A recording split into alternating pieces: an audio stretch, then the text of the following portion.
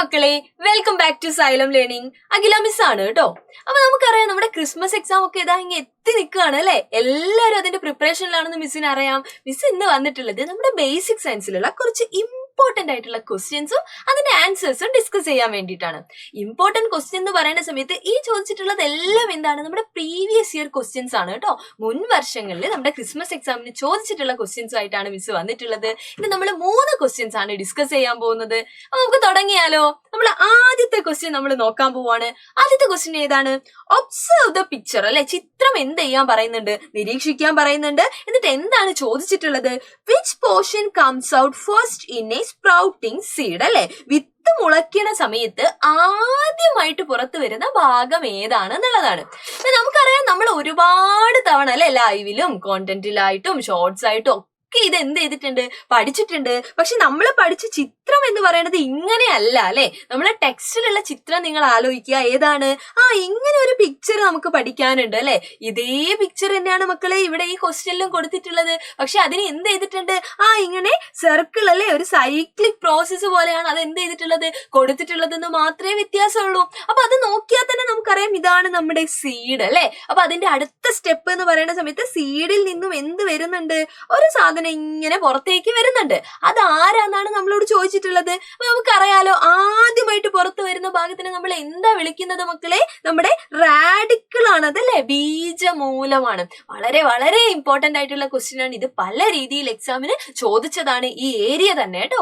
പല രീതിയിൽ പല എക്സാമിൽ അല്ലെങ്കിൽ പല ക്വസ്റ്റ്യൻസിലായിട്ട് ഇത് വന്നിട്ടുണ്ട്. ഇത് ഇതിന്റെ എ പാർട്ടായിരുന്നു അല്ലെ. അപ്പൊ ഇതിന്റെ ബി പാർട്ട് ഉണ്ടല്ലോ. എന്താണ് ബി പാർട്ട്?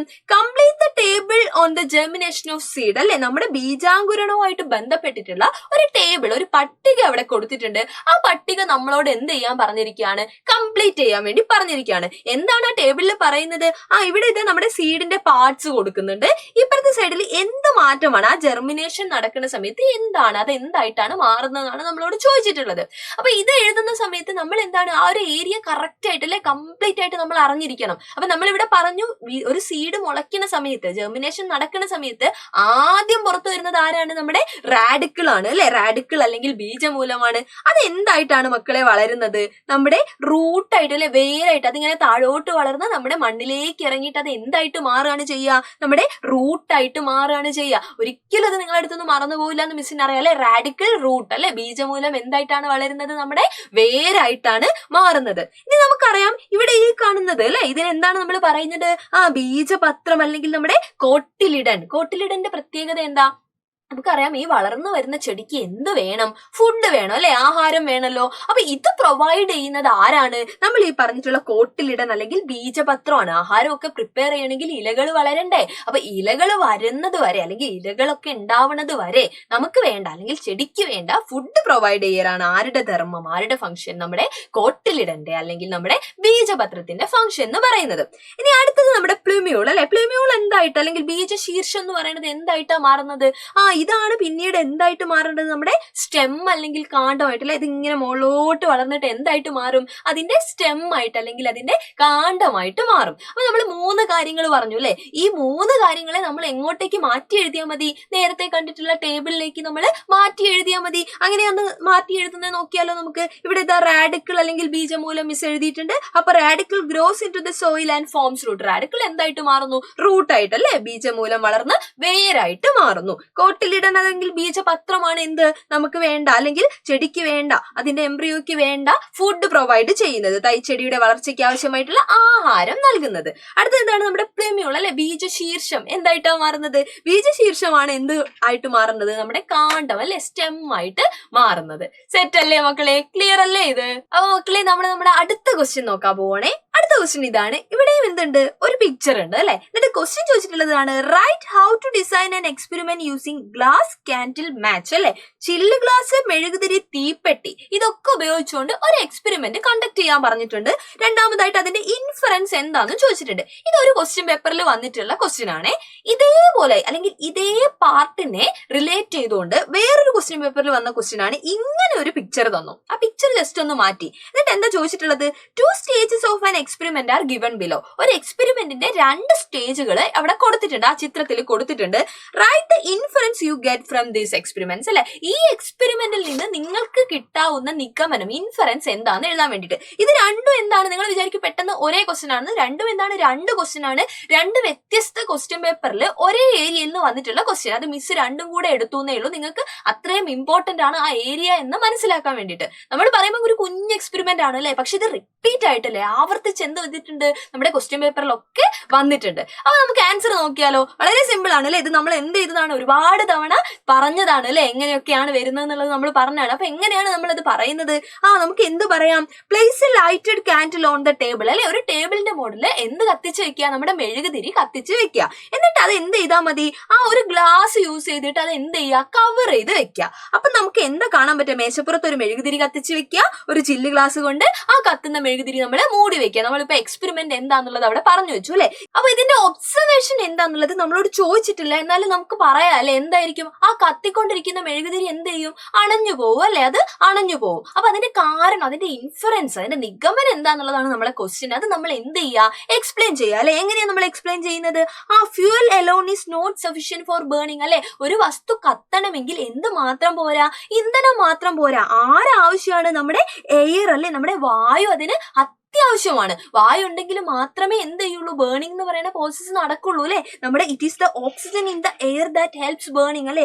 ആരാണ് നമ്മളെ ബേൺ ചെയ്യാൻ അല്ലെങ്കിൽ കത്താൻ സഹായിക്കുന്നത്, ആരാണ്, നമ്മുടെ വായുവിലെ ഓക്സിജൻ ആണ്. അപ്പൊ നമ്മൾ ഗ്ലാസ് കൊണ്ട് കമഴ്ത്തി വെക്കുന്ന സമയത്ത് അതിനുള്ളിൽ ഓക്സിജൻ തീർന്നു പോവാണ്. അങ്ങനെയാണ് അത് എന്ത് ചെയ്യുന്നത്, അണഞ്ഞു പോകുന്നത്. സെറ്റ് അല്ലേ മക്കളെ? അങ്ങനെയാണെങ്കിൽ നമ്മൾ അടുത്ത ക്വസ്റ്റ്യൻ ഇതാണ്, ലാസ്റ്റ് ക്വസ്റ്റ്യൻ ആണ് മിസ് ഇന്ന് ഡിസ്കസ് ചെയ്യാൻ പോകുന്നത്. ഏതാണ്, ഇവിടെയും എന്ത് തന്നെയാണുള്ളത്, ഒരു പിക്ചർ ഉണ്ട് അല്ലെ. ഏത് പിക്ചറാണ്, നമ്മുടെ കണ്ണിന്റെ അല്ലെ, നമ്മുടെ കണ്ണിന്റെ പിക്ചർ ഇവിടെ കൊടുത്തിട്ടുണ്ട്. എന്താണ് ചോദിച്ചിട്ടുള്ളത്, കറക്റ്റ് മിസ്റ്റേക്സ് ഇഫ് എനി അല്ലെ. ചിത്രത്തിൽ എന്തെങ്കിലും തെറ്റുണ്ടെങ്കിൽ എന്ത് ചെയ്യണം, അത് തിരുത്തണം. അങ്ങനെ ചോദിച്ചാൽ തന്നെ നമുക്കറിയാം അതിൽ എന്തോ ഒരു തെറ്റുണ്ട് അല്ലെ. അപ്പൊ നമ്മൾ എന്ത് ചെയ്യണം, ആ തന്നിട്ടുള്ള പിക്ചർ നന്നായിട്ട് എന്ത് ചെയ്യുക, ഒബ്സർവ് ചെയ്യുക കേട്ടോ. നമുക്ക് ഈ ചിത്രം കാണുന്ന സമയത്ത് തന്നെ നമുക്ക് മനസ്സിലാവും അല്ലെ, അതിനകത്ത് എന്തുണ്ട്, നമ്മൾ കാണുന്നത് ഒരു മരത്തിന് ഒരു ട്രീ അവിടെ ഉണ്ട്. അപ്പൊ ട്രീ കാണുന്ന സമയത്ത് കണ്ണിലല്ലേ, കണ്ണിൽ രൂപപ്പെടുന്ന ഇമേജ് നോക്കുക നിങ്ങൾ, അതിനെന്തെങ്കിലും പ്രത്യേകത ഉണ്ടോ എന്നൊക്കെ നോക്കുക. അപ്പൊ പെട്ടെന്ന് നമുക്ക് എന്ത് ഓർമ്മ വരും, നമ്മുടെ ടെക്സ്റ്റിൽ ഇതേപോലത്തെ ഒരു പിക്ചർ ഉണ്ട് അല്ലെ. എന്താണ്, അവിടെ നമ്മൾ ഒരു റോസാപ്പൂവാണ് കാണുന്നത് അല്ലെ, ഒരു റോസ് ആണ് കാണുന്നത്.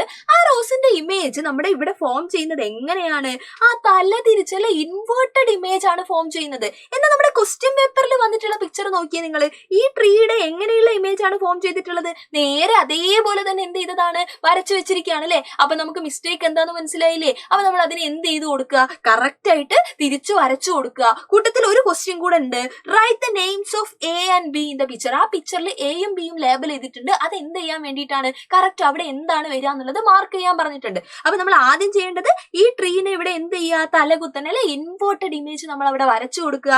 അപ്പൊ എ എന്ന് പറയുന്നത് ഇവിടെയാണ്. ഇവിടെ നമുക്കറിയാം എന്താണ്, നമ്മുടെ റെറ്റിനയാണുള്ളത്, അത് അവിടെ എഴുതി കൊടുക്കുക. ബി എന്ന് പറഞ്ഞു കഴിഞ്ഞാൽ നമുക്കറിയാം അത് എന്താണ്, നമ്മുടെ കണ്ണിലുള്ള ലെൻസ് ആണ്, അതും അവിടെ മാർക്ക് ചെയ്ത് കൊടുക്കുക. ഇത്രയും ചെയ്താൽ തന്നെ ആ ക്വസ്റ്റ്യന്റെ ഭൂരിഭാഗവും നമ്മൾ എന്ത് ചെയ്തു, കംപ്ലീറ്റ് ചെയ്ത് കഴിഞ്ഞു കേട്ടോ. സെറ്റ് അല്ലേ മക്കളെ? അപ്പൊ നിങ്ങൾ ആലോചിക്കുക, ഇതിനകത്തൊക്കെ പിക്ചേഴ്സ് ഒരുപാട് വരുന്നുണ്ട് അല്ലെ. അപ്പൊ നമ്മുടെ ടെക്സ്റ്റിലുള്ള പിക്ചേഴ്സ് ഒക്കെ എന്താണ്, വളരെ ഇമ്പോർട്ടന്റ് ആണ്. അത് നമ്മൾ നന്നായിട്ടൊന്ന് എന്ത് ചെയ്യുക, ഒബ്സർവ് ചെയ്ത് ഒന്ന് വരച്ചൊക്കെ വെക്കുക കേട്ടോ. അത് നമ്മൾ വരയ്ക്കുന്ന സമയത്ത് എന്താണ്, അവിടെ ലേബൽ ചെയ്യാൻ പഠിക്കുക എന്നുള്ളതാണ്. കറക്റ്റ് ആയിട്ട് നമുക്ക് കാര്യങ്ങളൊക്കെ ലേബൽ ചെയ്യാൻ വേണ്ടിയിട്ട് പറ്റണം. നമ്മുടെ അടുത്ത ക്വസ്റ്റ്യൻ, ഇതിനകത്തുള്ള സി പാർട്ട് എന്താണ്, ഹൗ ഡു വി സീ ആണ്. നമ്മൾ എങ്ങനെയാണ് കാണുന്നത് ഒന്ന് എക്സ്പ്ലെയിൻ ചെയ്യാൻ പറഞ്ഞിട്ടുണ്ട്. എങ്ങനെയാണ് മക്കളെ നമ്മൾ കാണുന്നത്, നിങ്ങൾ പറഞ്ഞേ. നമ്മൾ ഒരു ഒബ്ജക്റ്റിനെ കാണുകയാണ് അല്ലെ, ഒരു വസ്തുവിനെ നമ്മൾ നോക്കുകയാണ്. ആ സമയത്ത് ആ വസ്തുവിന്റെ, ആ ഒബ്ജക്റ്റിന്റെ ഇൻവേർട്ടഡ് ഇമേജ് അല്ലെ. എന്താണ് ഇൻവേർട്ടഡ് ഇമേജ് എന്ന് പറഞ്ഞു കഴിഞ്ഞാൽ, തല കീഴായിട്ടുള്ള പ്രതിബിംബമാണ് അല്ലെ. അതാണ് എവിടെ ഫോം ചെയ്യുന്നത്, നമ്മുടെ റെറ്റിനയിൽ. മിസ് നേരത്തെ പറഞ്ഞു, നമ്മുടെ റെറ്റിനയിലാണ് എന്ത് ഫോം ചെയ്യുന്നത്, നമ്മുടെ ഇമേജ് ഫോം ചെയ്യുന്നത്. അപ്പൊ ഈ 2 പോയിന്റും വളരെ ഇമ്പോർട്ടന്റ് ആണ്. എന്നിട്ട് എന്താ നടക്കുന്നത്, ആ ഇമേജിനെ ആര്, നമ്മുടെ ഒപ്റ്റിക് നെർവ്സ് അല്ലെ, നമ്മുടെ നേത്ര നാഡികളുണ്ട്, അത് എവിടെ എത്തിക്കും, ആ ഒരു മെസ്സേജ്, നമ്മൾ ഇങ്ങനെ ഒരു വസ്തുവിനെ കണ്ടു എന്ന് പറയുന്ന ആ ഒരു മെസ്സേജ് ഉണ്ട് അല്ലെ, ആ ഒരു സന്ദേശം എവിടെ എത്തിക്കണം, നമ്മുടെ ബ്രെയിനിൽ എത്തിക്കണം അല്ലെ, നമ്മുടെ തലച്ചോറിൽ എത്തിക്കണം. എന്നിട്ട് നമ്മുടെ തലച്ചോറാണ് എന്ത് ചെയ്യുന്നത്, അതിന്റെ നേരെയുള്ള, കാരണം നമ്മുടെ റെറ്റിനയിൽ പതിഞ്ഞിട്ടുള്ളത് ഇൻവേർട്ടഡ് ഇമേജ് ആണ് അല്ലെ. അപ്പൊ അതിന്റെ നേരെ റിയൽ ഇമേജ്, ഇറക്റ്റ് ആയിട്ടുള്ള റിയൽ ഇമേജ് നമുക്ക് വേണം. അത് നമ്മുടെ തലച്ചോറാണ് എന്ത് ചെയ്യുന്നത്, നമ്മൾ ഇങ്ങനെ ഒരു വസ്തുവിനെയാണ് നമ്മൾ കണ്ടതെന്നൊക്കെ നമ്മളോട് പറഞ്ഞു തരുന്നത് ആരാണ്, ആരാണ്? നമ്മുടെ തലച്ചോറ്, നമ്മുടെ ബ്രെയിൻ ആണ്. അപ്പൊ അതിന്റെ ആ റൂട്ട് നിങ്ങൾ അങ്ങനെ തന്നെ എന്ത് ചെയ്യുക, ആലോചിച്ച് വെക്കുക കേട്ടോ. എന്താണ് ആലോചിച്ച് വെക്കേണ്ടത്? ആദ്യം കാണുന്ന ഒബ്ജക്റ്റിന്റെ ഒരു ഇൻവേർട്ടഡ് ഇമേജ് ആണ് നമ്മുടെ റെറ്റിനയിൽ. ആ പോയിന്റ് ഓർക്കുക, റെറ്റിനയിൽ ഇൻവേർട്ടഡ് ഇമേജ് ആണ് റെറ്റിനയിൽ പതിയുന്നത്. അത് നമ്മുടെ ഒപ്റ്റിക് നെർവ്സ് അല്ലെ, നമ്മുടെ നേത്രനാഡിയാണ് ആ മെസ്സേജിനെ എവിടെ എത്തിക്കുന്നത്? നമ്മുടെ ബ്രെയിനിൽ എത്തിക്കുന്നത്. ബ്രെയിൻ ആണ് ആ ഒരു റിയൽ ഇമേജിനെ നമുക്ക് കാണിച്ചു തരുന്നത്. സെറ്റ് അല്ലേ മക്കളെ? ക്ലിയർ അല്ലേ? അപ്പൊ നമ്മൾ ഇന്ന് ഡിസ്കസ് ചെയ്തിട്ടുള്ളത് മൂന്നും എന്താണ്? പ്രീവിയസ് ഇയറിൽ ചോദിച്ചിട്ടുള്ള ക്വസ്റ്റ്യൻ ആണ്. അതിൽ തന്നെ ഒരേ ഏരിയയിൽ റിപ്പീറ്റ് ആയിട്ട് ചോദിച്ചിട്ടുള്ളത് മിസ് അതേപോലെ എടുത്തു പറഞ്ഞിട്ടുമുണ്ട്. അപ്പൊ മക്കൾ എന്താ ചെയ്യേണ്ടത്? എക്സാം അങ്ങനെ അടുത്തോണ്ടിരിക്കുകയാണ് അല്ലെ, നമുക്ക് എന്തായാലും മാക്സിമം ക്വസ്റ്റ്യൻസ് എന്ത് ചെയ്യണം? സോൾവ് ചെയ്തോണ്ടേ ഇരിക്കണം. ഇതേപോലെയുള്ള ഇമ്പോർട്ടന്റ് ആയിട്ടുള്ള ഏരിയകളായിട്ടും അതിൻ്റെ അകത്തുള്ള ക്വസ്റ്റ്യൻസ് ആയിട്ടും ഒക്കെ മിസ്സുമാർ ഇനിയും വരും. നിങ്ങൾ എല്ലാ വീഡിയോയും കാണുക. അപ്പൊ അടുത്ത വീഡിയോയിൽ നമുക്ക് വീണ്ടും കാണാം കേട്ടോ. ബൈ.